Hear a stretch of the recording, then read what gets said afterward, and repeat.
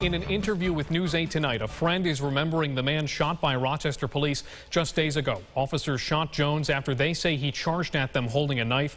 This is police body camera footage of the encounter. According to reports, Jones was staying at the Open Door Mission. He cut himself with the knife, then went after officers responding to the scene. He was shot by police and later died at the hospital. Tonight, Atia Collins spoke with a friend of Tyshon Jones wanting to share his story. Atia, what did we learn? Well, Jack, as the community is still grappling with the loss of Tyshon Jones, who was fatally shot here outside the Open Door Mission, friends who knew him are remembering a kind, curious, goofy man who they say was battling with mental health illnesses. CUEVAS Walker is still dealing with the loss of his friend, Tyshon Jones. Very nice, very respectful. Just always had a ton of questions. He was always trying to figure out the next step.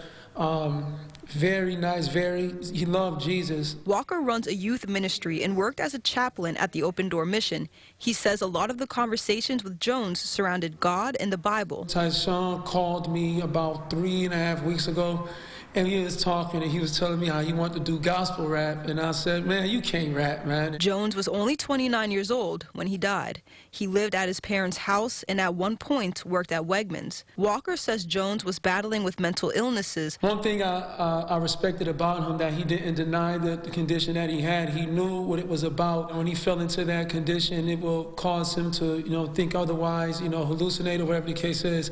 But as an overall person, he was a good guy, intelligent, smart, funny guy.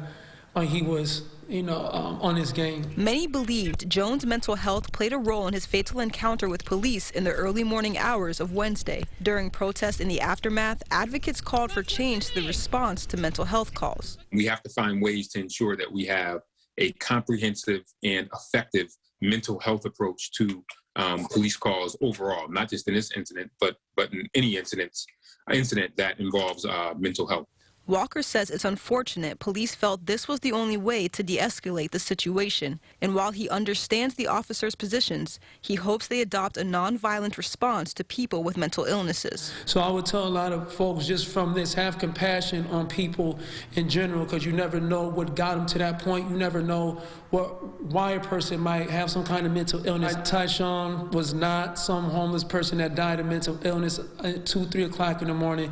He was a very nice, intelligent young man with a very goofy and teachable spirit. Now, Walker hopes to share mental health awareness through his youth ministry. He welcomes all those who want to get involved or who need help to reach out. Reporting in Rochester, Atia Collins, News 8.